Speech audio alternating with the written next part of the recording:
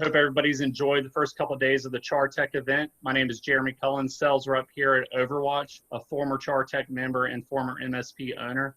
Today we'll be discussing with you guys the process of selecting a new security partner. I do have a couple in-house experts with me today. I have our CTO, David Barton. And David, if you don't mind, give a little bit about your background and yourself. Yeah, my pleasure. Thanks for having us. Again, my name is Dave Barton. I'm the Chief Technology Officer for Highwire.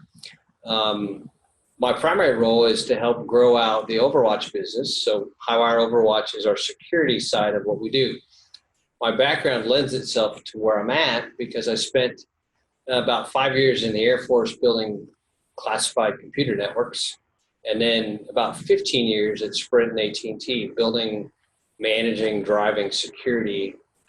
Coming over to Overwatch has been awesome because I get to take what I've learned in 20 plus years of information security and help build and grow and develop a platform and a program for our customers, right? And everyone at CharTec, you know, what we're building is really for you.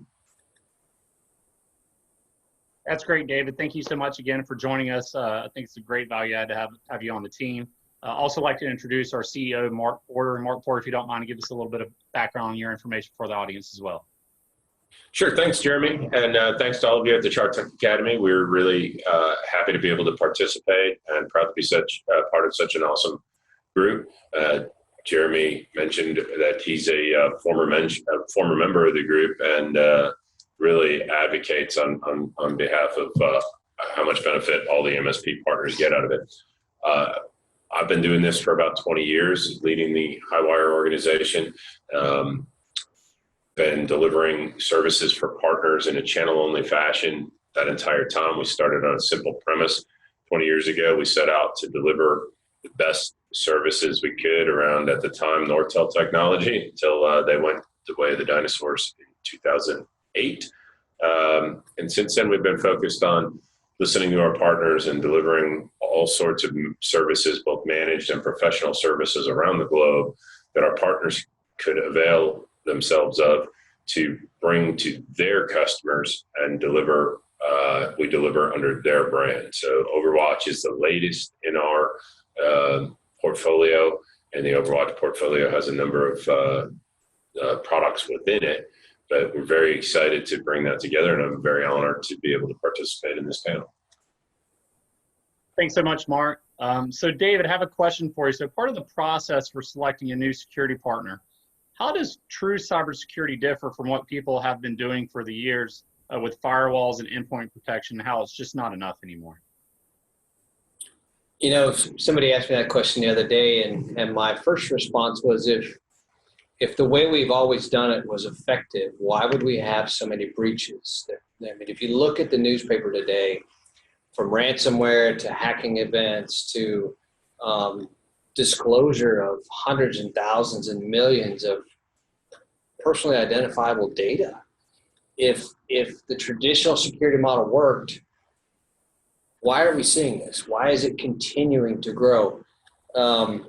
You know, there's some statistics that are interesting. One of them is the average price of a credit card on the black market is about $2 a credit card.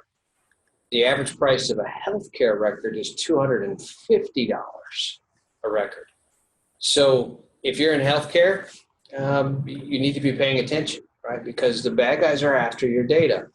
And the tools that we've put into place in the last 20 years, there's too many of them, right? They don't talk to each other.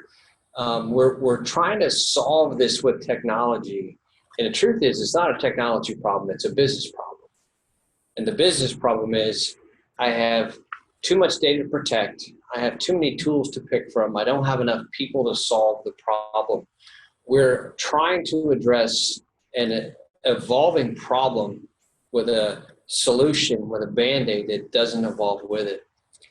The existing problem sets that we have that have worked in the past, you know, originally we deployed firewalls. Well, then we put holes in them so that the business could operate.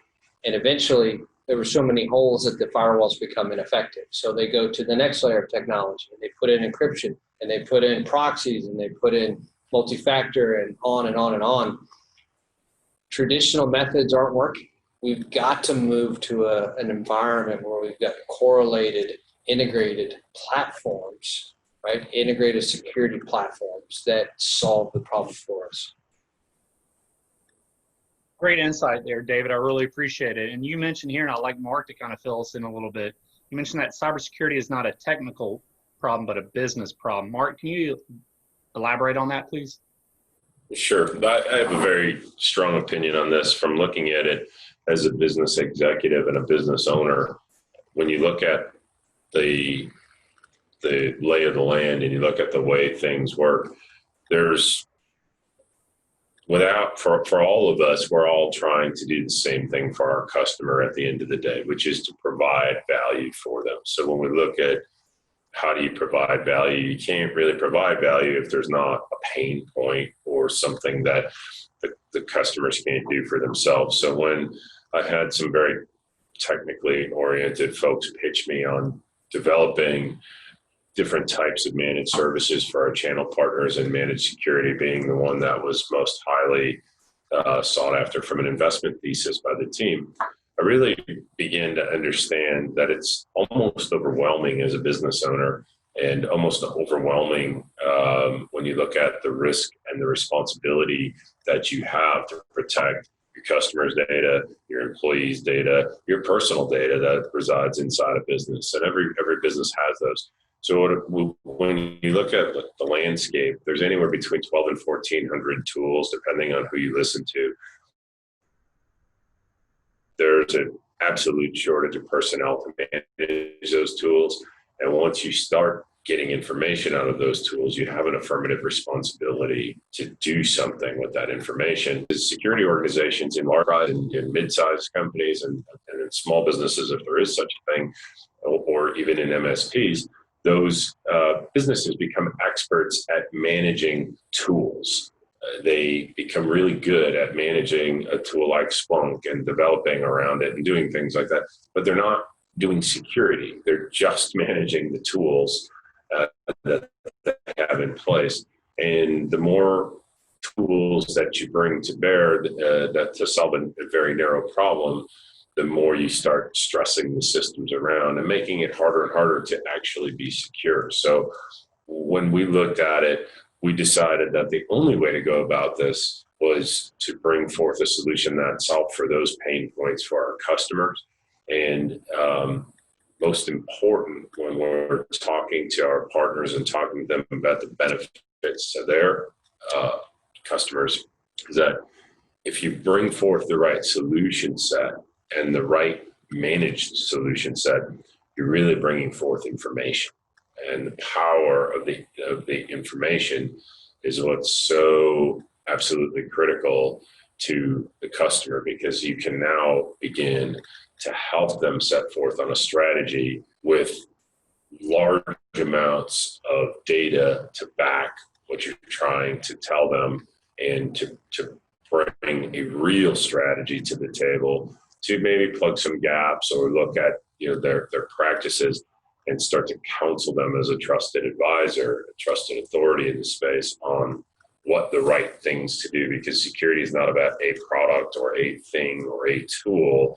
It becomes about behaviors of your people and practices of your organization. Mark, thanks so much for that feedback. It's very important to remember that, guys, in the MSP space. We're not solving a technical problem. We're not making the network faster. We're not giving quicker access to any assets. We are protecting what is the business itself. David, if you don't mind, give a little bit of insight to that, about why some end customers and some few MSPs still think that, hey, if I have a firewall and I have endpoint protection, I think I'm still protected. I'm not being hacked. Yeah, Jeremy, that's a great point. I think we've, with all of our spend and all of the tools that we've deployed, we've built this false sense of security. We think we've done enough. And I'll come back to my earlier point. If we were doing enough, we wouldn't continue to have these issues. So, fundamentally, we've got this facade of, we go to board meetings and we talk about all these things that we're doing, but behind the scenes, we really haven't changed anything. We've deployed tools, but they don't talk to each other. There's no visibility. There's no automation. There's no insight into all of the bad things happening in our network. So there's this, and I think that's problem one. Problem two is in a lot of cases, we don't understand what the problem is. We're trying to solve a technology problem, as Mark mentioned, without focusing on the business problem, right? And the business problem is bigger than I've got 20 tools. The business problem is, how do I manage it?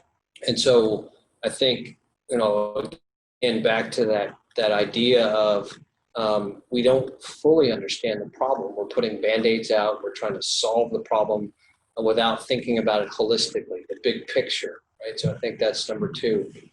I think number three is we're not even sure what we're trying to protect. I can't tell you how many times I've talked to security practitioners and even CIOs, and I'm like, what's the most important thing in your environment? What is it that if it left today would cause you to lose revenue, to cause you to go out of business, whatever? And most of them don't know. I challenge people all the time. Where are the keys to your kingdom, and how are you protecting it, right? Are you, putting your head in the sand? Are you pulling the blanket over your head? What are you doing to understand what's the most important? Because once you identify that, you can start to build a program. You can build controls. You can figure out all of these legacy tools that we've deployed. Are they meeting our needs? In most cases, the answer is no, right? We've bought a problem, or we bought a product to solve a point solution, but we haven't thought about what that point solution and that product is doing to the bigger picture. David, when we talk about this topic of traditional methods and we talk to other MSPs, one of the things that I find somewhat narrow-minded is that there seems to be this perception, especially with the endpoints, that an EDR solution or an antivirus solution is effective. Even if it were before, we talk about next-gen firewalls and those things, and even if they were before, since March, the world has shifted so dramatically so that so much of what we're doing is outside of the moat, beyond the firewall. Right. So many of the things that are happening, while that end user's PC is important, and it's great that it's protected if you want to consider antivirus protecting it. There are so many things going on in SaaS applications and other things that users are doing where the traffic is not protected by the network. They're using whatever home router that's probably been corrupted based on just about every major breach notification that we've seen. They've got disparate home networks across however many hundreds of thousands of users are out there, or in the case of an MSP, hundreds or thousands that you're supporting. It's just so essential that they start to look at the entire attack surface now and understand that you have to have tools to detect far beyond the way we did before. And I don't know, we talked to an MSP who said no network he manages has ever been breached.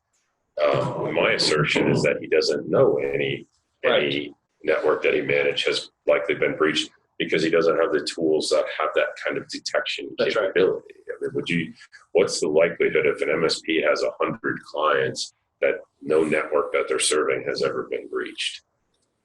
Guys, that's a great point, because today in the cybersecurity space, we have to go from being more reactive with all the alert fatigues and everything else of the past, being more proactive to make sure that we can reduce that mean time to detection, mean time to response. Also, so David, just to follow up on that, when the MSPs are looking for a new vendor or a solution provider, specifically in the cybersecurity space, what are some of the things they should consider when evaluating different partners, prospects? So I think, I think to Mark's earlier point and to your question, you can't pick a partner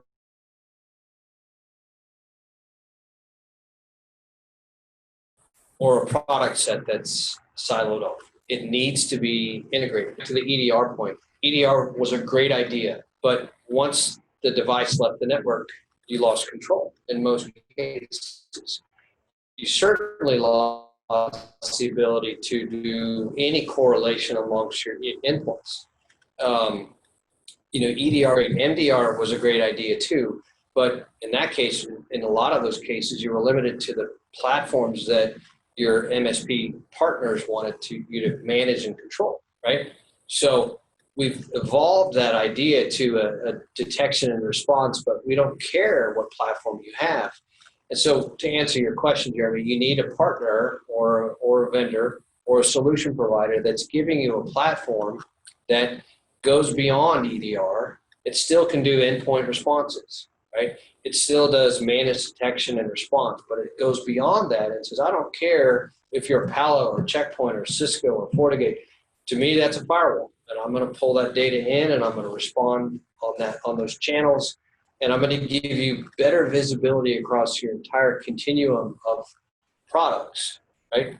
If you think about those point solutions, 1,400 products, I'm going to give you the ability to see across those and respond across those, right? Having visibility is one leg of the security program that you have to have. The better we are at pulling that data in and seeing the bad problems, the better we are at responding to them. So short answer. Yeah, no, that's great. I think, the open XDR and everything's very critical. And I believe you also mentioned throughout our talks, when I talked to you, what we can do for our partners is the importance of being vendor agnostic, because we see it a lot of times in our space where people are offering security approaches, but only with certain security point solutions. Can you talk to the key of why it's so important to be vendor agnostic as well? Yeah, so, I think the approach, and this is still part of answering your last question, is you got to have a partner who's going to allow you to use the investment you've got, right? All of the security budgets I've ever seen across the globe, they have a fixed amount of money. And if they've invested 3 years in this platform and you come in and tell them, we don't support that, you got to pull that out and use ours, that's very narrow-minded, right? Being vendor agnostic means I don't care if you've got CrowdStrike deployed on your endpoint, I'm going to bring that data in. And at some point, you may decide you don't like CrowdStrike. And we're okay with that too. Right? Swap that out. Whatever you bring in or whatever you replace it with, we'll bring that in too. But what we give you is that consistent data collection, correlation, threat hunting, integration, and responding across whatever vendor platform you choose.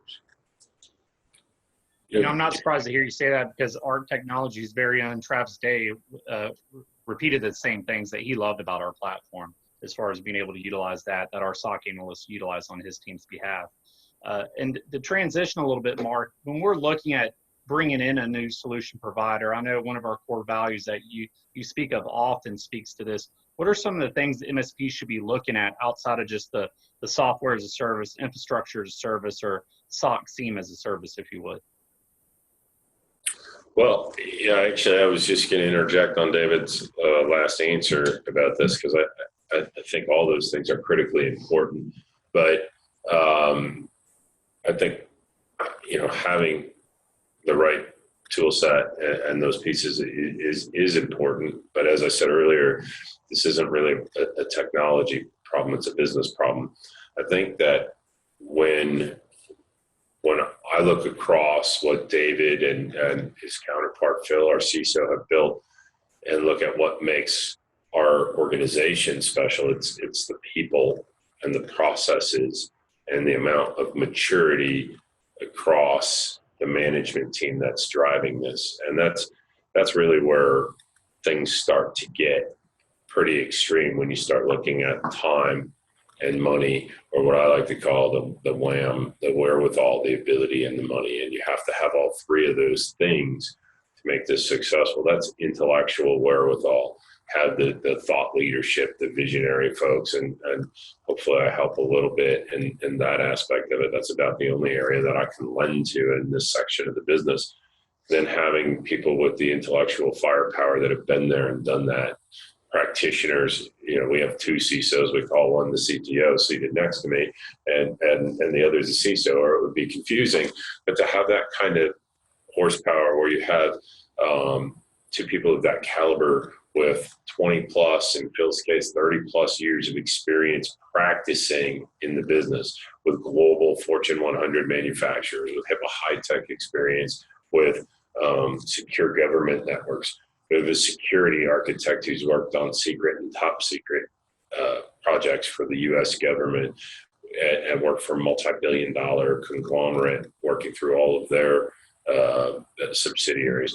We have a service delivery manager who's worked for the likes of IBM and Lockheed and worked on government data centers at government hyperscale. So really, truly folks that understand how to deliver services, how to help you scale.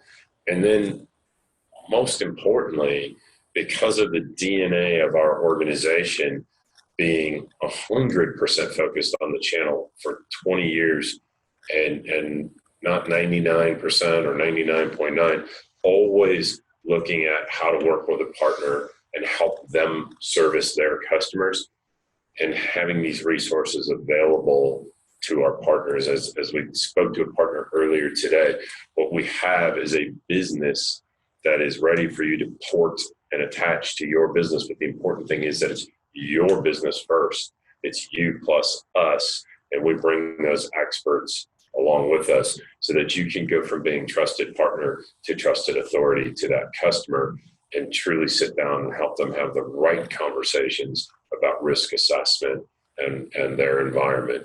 Because candidly, if that customer is not concerned about risk or security, you probably need to evaluate whether or not they should be your customer, because you sure as hell shouldn't be tethered to them in any way that would expose your business to risk. So I think having the people, the processes, the ability, we're going through our SOC 2 Type 2, and to have leadership that's been through these things and can bring the entire organization through these things to show, here's how you do an incident response plan. Here's how you handle all the various run books that we have for basic types of incident response, all the way up to, oh my God, the world is on fire. Because if you don't have a plan, and even if you do, it's pretty rough when it happens. And we've spoken to lots of people who are in that situation. I think that's where really, when we look at it, that's the part of that stands apart from the crowd. That's great to hear, guys. We've all seen it, whether it's an MSP getting attacked or an MSSP. It's making sure that you have the right processes and procedures in place so you can respond accordingly and help stop it as it's going up through the cybersecurity kill chain, if you would. Mark, if you don't mind, one of the things I'd love for you to follow up on is one of our great core values is that we believe that we don't sell service, we sell trust, and why it's so much important for MSPs to look for that in the partners that they're choosing to do business with. Sure. Well, I think it's important, Jeremy, in general, and it speaks to, I count myself to be like the luckiest guy in the world. I get up and work with some of the greatest people I know every day. And that's worth its weight in gold, because this is a hard business. All the businesses we're in, delivering services in 180 countries, the business never stops. It's nights and weekends. In fact, more weekends than daytime in our large projects, because the things that we do require network outages, when you're delivering. And in our electrical businesses, the risk of disaster is high at a personal level. So we have to always be concerned about safety and those things. So first and foremost, when you're selecting a partner, trust is a critical piece of it. But the fact that the customer, or the fact that the partner has core values is critically important. And we talk about them a lot. And any partner that's considering us and wants to know about it can find them on our website. And I'm more than happy to talk to any partner about them. We use a system to run our business called the EOS. And one of the things that's really important is having those core values documented. We don't sell, we do service, but we really are selling trust, because we're asking you to let us work with your customers. And there's no relationship more sacred than that. And we understand that your brand is the brand on the line with our partners. We're always looking to be innovative. We understand that when you put these things out there and you say things like, we're selling trust, it takes decades in some cases to build that up, and only a moment to blow it all forever. And any one individual can betray all of us when they go and they do something that violates those core values. So I think it's important that our partners, if I could say one thing to all of the people seeing this, it's important to know that we have them, we talk about them, we live by them, we rate our people by them, and we're getting better and better at that every day. And I'm happy to share how that all works and how it makes our business better and my life as a CEO better, and as our leadership team, something that we can always count on when we frame up a discussion, something to always come back to. Great insight, Mark. Thank you so much for all that. David, do you want to follow with anything before we wrap things up for the day?